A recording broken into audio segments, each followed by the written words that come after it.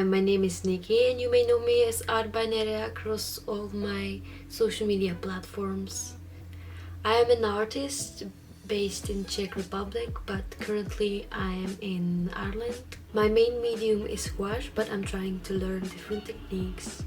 Today, I would like to go over my Inktober artwork. I want to talk about my journey from start to the finish and show you all of my Inktober pieces which are now available on my website, which you can see here, up here. At the end of the video, I will show you a few tips on how to prepare and actually finish an Inktober challenge. Let's get started! Inktober is 1 month long challenge during October. It was created by James Barker, but this year he struck some controversy and artists gravitate to creating their own list of themes or following other creators such as Furry Little Peach and her Peachtober. The main idea is the same though. You get a prompt for every day of October and you post every day on your Instagram. Inktober was created to explore ink as a creative medium, but these days you can use whatever you like. The basic experience you should end up with is that you draw or paint every day. You make it a habit. Truth to be said, life is not always cooperating and nobody cares if you're a couple of prompts ahead or a couple of prompts late. I attempted Inktober last year and got up to prompt number 7, which is not very much, but it's a start. Over the last 2 years, I tried to do other daily painting challenges, but never got too far. In March of this year, I did a 30 days challenge for myself and I got up to 20, which was my record and is just a step away from 31 days. For this year, I decided very soon that I want to do it. It was the end of August. I decided I want to learn how to use color pencils, Polychromos from Faber Castell.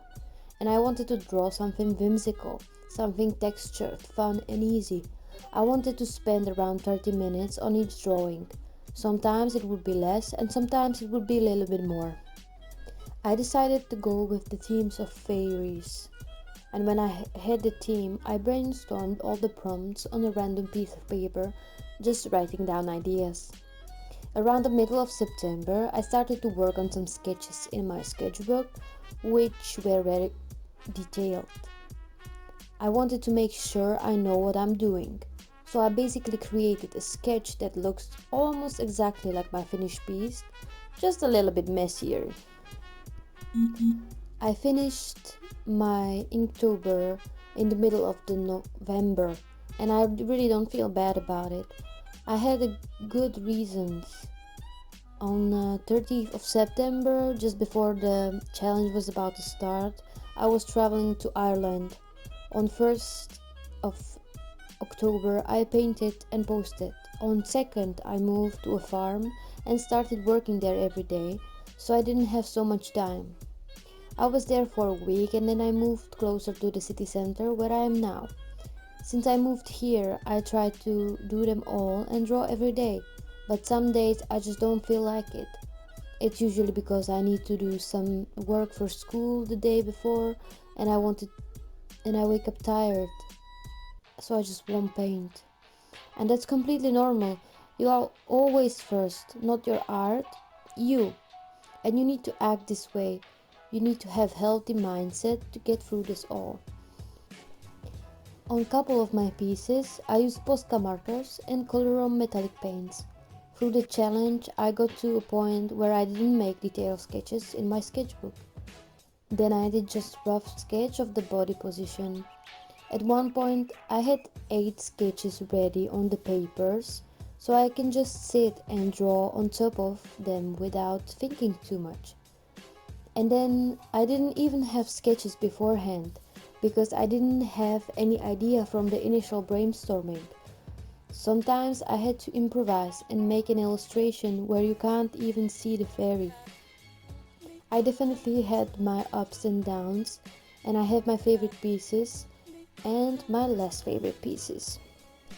I had an interesting month, but I'm happy I did it because now I'm not scared of challenges like these. During the month, I learned that I don't need to be afraid of getting a bit loose with my drawing. At the end of the month, I also did a poll on Instagram stories to ask about which of my illustration you would like to see as a sticker.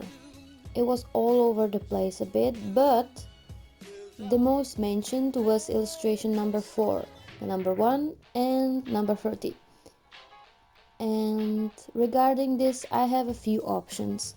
I either make one design into sticker right now, because it is quite expensive to outsource it. On Sticker Mule, 20 stickers would cost me 26 euros, which means one sticker would be 1.3 euro in the start. Let's say it would cost 2 euro because I need to pay myself for the design, and then on top of the 2 euro it would be 1 euro shipping in Czech Republic and 2 euro shipping in Europe. Would you still be interested in one sticker that costs 3 euro? That's my question for you. Or there is another option which requires patience. I will be getting a printer and Cricut machine for Christmas, but I'll be at home by the start of February. Then I could make the stickers maybe a bit cheaper. What do you think? I would really love you if you would write me a comment, because I need to know what to do. What would you prefer? Now to the tips how to get through the Inktober challenge and stay sane. Tip number 1. Decide which medium you will use.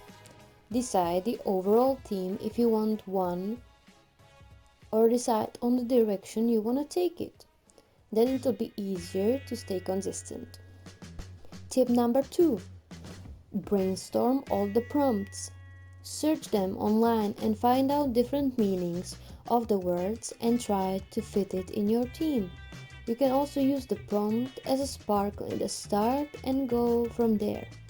For example, I used the prompt chef, but I didn't want it to draw a fairy that's chef, so I decided that this chef in the prompt would bake a fairy pie, and that way it fits into the theme nicely, giving me a bit of Tim Burton vibes. Tip number 3. Sketch the prompts beforehand in your sketchbook.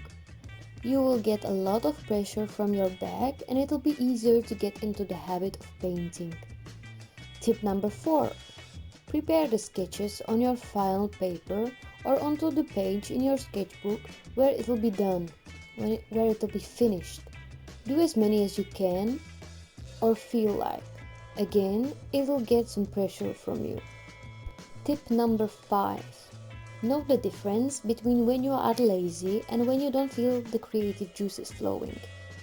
You can push through lazy, but if you feel like the juices are not there, don't push it, because you won't enjoy the art making process. Just take a break, go for groceries, for a walk, watch some YouTube videos of other artists painting, and I guarantee it'll get you started. And if not, just sleep on it, leave it for another day. But never feel guilty about it. Remember, you are the one who's putting all the pressure on you. People on social media do not rule your life. Tip number 6. Enjoy it. Share other artists and go spend time on the prompt hashtags and make new friends. Comment a lot and save their work. Be nice and it'll come back to you. So you already heard my voiceover. And now, I think that's it. All of these drawings are available on my website. And you will find them on my Instagram at artbynera as well. If you find any of these tips useful, give this video a like and subscribe if you would like to see more of my content. My name is Nikki and thank you for watching. Bye!